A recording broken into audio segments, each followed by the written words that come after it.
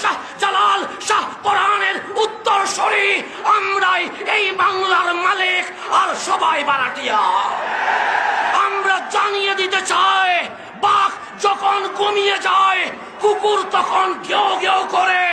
এতদিন সুন্নি জনতা ঘুমিয়েছিল বিদায় কুত্তা ঘেউ ঘেউ করেছিল।